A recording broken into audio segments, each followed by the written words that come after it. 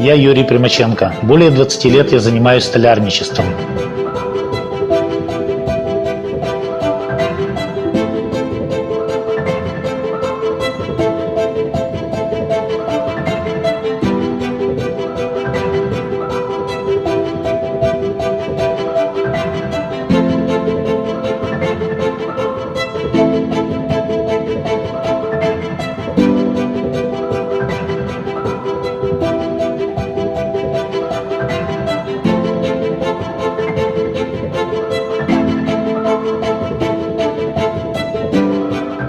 Вместе с Инто мы решили создать проект детских санок без использования металлического крепежа, а только лишь применяя клеевые технологии 3М.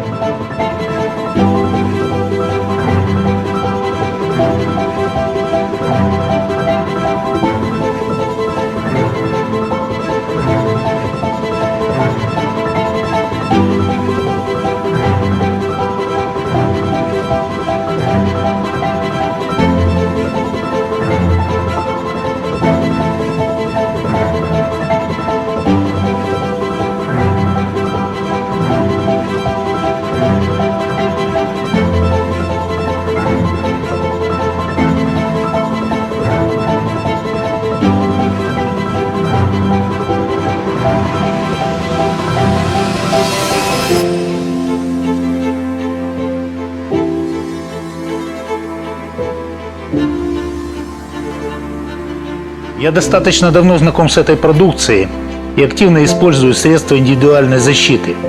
Это гарантия моей безопасности и безупречного качества.